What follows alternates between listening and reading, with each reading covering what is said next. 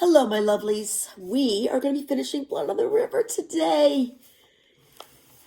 A little sad because I love this book. We last left off.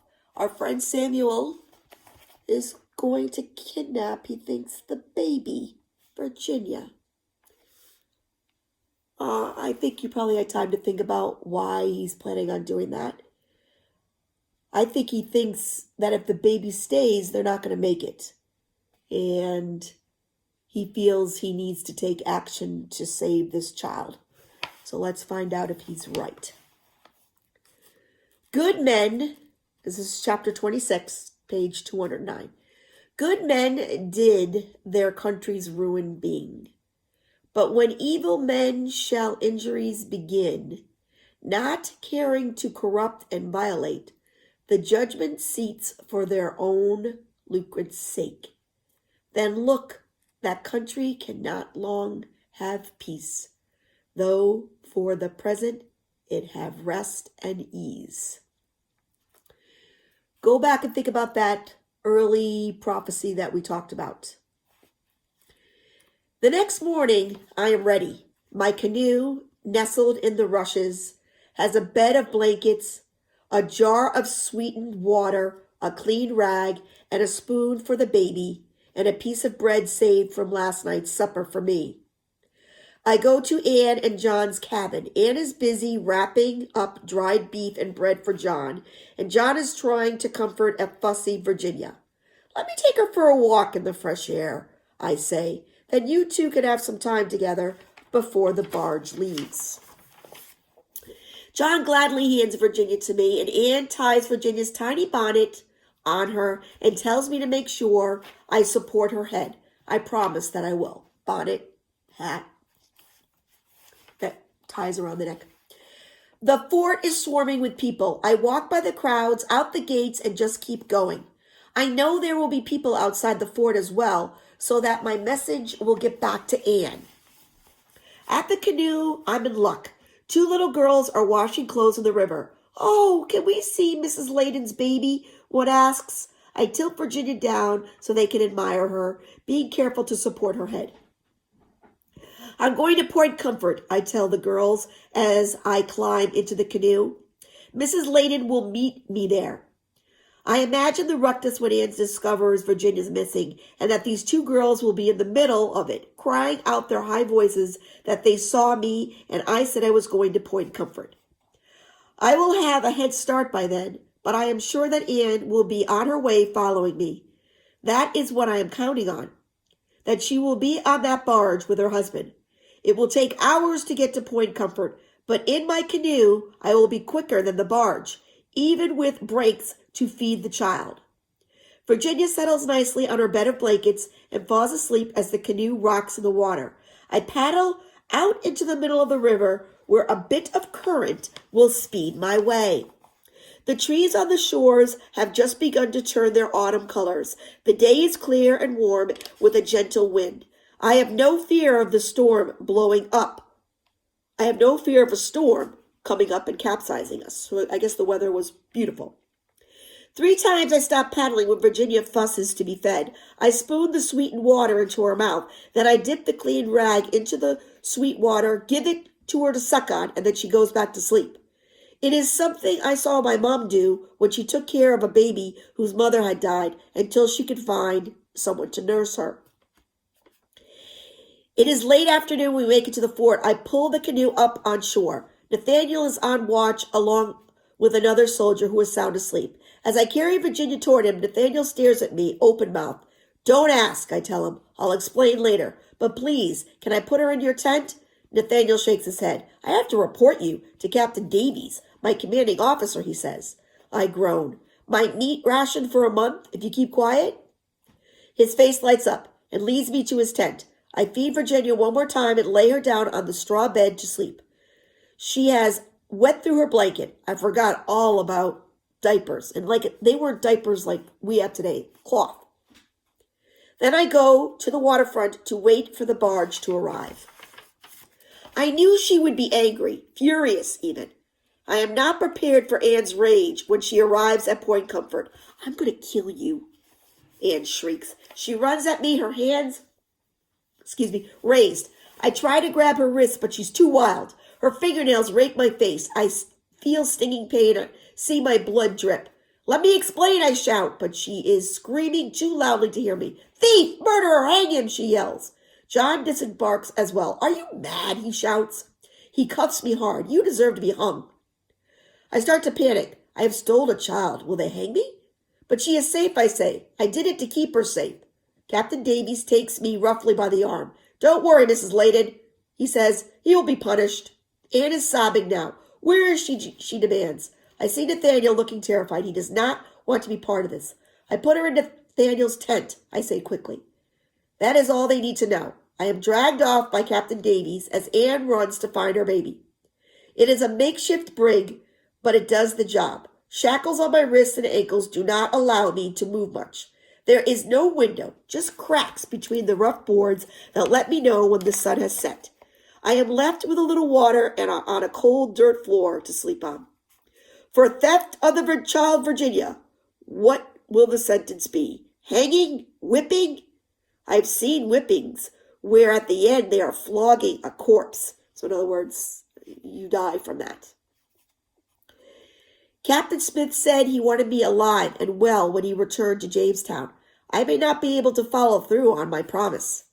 The worst of it is that I have failed, that this has all been for nothing. Anne and Virginia will return to Jamestown tomorrow with the barge. Since this may be my last night on earth, I try to make my peace with God. I am sorry, I tell him. Sorry that I failed with James and that now I have failed with Anne and Virginia. I hope that at least he understands that I meant no harm in stealing Virginia. I ask to please be taken up to heaven with my mum. In the dark, I huddle on the floor and wish for peace of sleep. Captain Davies! The shout wakes me. It comes from the river. Morning light slants into my cell. I hear clumsy paddle strokes and realize someone must be approaching in the canoe. Captain Davies! Now! The shout is closer. I hear footsteps, voices, someone out of breath. It was a trap, the man cries. The voices come nearer to my jail cell. I press my ear against the wall, hoping to hear. Captain Ratcliffe and his men. Only a few have escaped. I listen as he describes the horror. The men were lured into Wiramaco were promises of corn. Instead, they were attacked, their throats slit. Captain Ratcliffe's end was even worse. He was tortured to death. I crouch against the wall, straining to hear, but the voices fade as the men walk away. I shake my head in despair. More men dead. No corn brought back to Jamestown. A sound startles me. The scraping of the lock on my brig door. I get to my feet. It is time for me to face my sentence and punishment. It's amazing to me how far Samuel has come. He knew instinctively that Jamestown was a dangerous place at this time, and he had to get the people he loved out of there. Let's go on. Chapter 27. Powhatan thus invited Captain Ratcliffe and 30 others to trade for corn, having brought them within his ambush to murder them. Point Comfort, February 1610. Snow falls, fine as sugar, but inside our cabin it's toasty warm. I'm about to get scolded as usual. Samuel, what are you doing? Anne stands with her hands on her hips. I'm hiding, I say simply. Watch. She likes it when I pop my head out. I drop the handkerchief and Virginia erupts with giggles. I guess he's playing peekaboo. Anne shakes her head, but she is still smiling. I hide again. Virginia crawls to me, grabs the handkerchief, and pulls it away. She is so pleased with herself that she laughs and claps her hands. Samuel, stop your playing and come help me, Anne says. She needs more firewood. I do not hesitate, but jump up to do as she bids. I owe my life to her. After she heard what happened to Captain Ratcliffe, Anne begged Captain Davies to retract my sentence. I don't know if I would have survived the 20 lashes that were to be my punishment. Anne is terrified that Anne testified, that I had done the right thing to convince her to be with her husband at Point Comfort. John, too, spoke up for me. He said I had meant well taking Virginia with me, and that he could not afford to lose his best apprentice. I owe my life to both of them. I step outside, leaving the warmth of our cabin. The air is crisp and sharp and smells of wood smoke. Snow swirls, coating the tree branches and giving everything a hushed feel. I am wearing my moccasins, so I walk lightly through the snow, quiet as Catania taught me to be. I smile when I think of Catania. When the river thaws, I will paddle across to visit him in the Warramask village and trade for corn. In the meantime, though, the Cowictons are very close by, and my blue beads have kept us well supplied with corn from them. I go to the lean-to that protects our firewood from rain and snow and stack the heavy pieces of wood in my arms. I feel strong. I am strong. I look around the cabins that house our Fort Algonquin soldiers. I help to build every one of them. Snow blows into my face and stings my cheeks, but I am warm. An image flashes in my mind of another wintry day, what seems like a lifetime ago, of me and Richard blowing on embers in a cold cabin, trying to coax up a fire. I feel a pang of missing him and missing Captain Smith too, and Reverend Hunt. Then my mind goes back further still, to a small fire and a friendly hearth, and my mom bent over a pot stirring. I'm doing all right, Mom. I send the words up to heaven to her. I am living with a family with people I love, and we have food and fire. The wind is blowing from the northwest and Jamestown. The wind is blowing from northwest from Jamestown. I wonder if I can smell the smoke of their wood fires more than 30 miles away, or if it is only our fort's fires I'm smelling. The river has been frozen for many weeks now. We have not heard from them. Are they as warm and as well fed as we are? I wonder. A sudden chill makes me shiver. I feel like a splash of cold water. That old sense of doom and dread, the fear that made me desperate enough to snatch baby Virginia away. I shake it off quickly. No sense worrying about Jamestown now. I have my duties here, and we are safe here. Safe. The word settles on me like peace. Anne, John, and Virginia are here with me, and we are safe. I load my arms with a few more pieces of wood, and then turn and walk back through the snow to our cabin. This officially ends the book. But what I find interesting is the afterword, because it fills you in on what happened to Jamestown after this bad winter.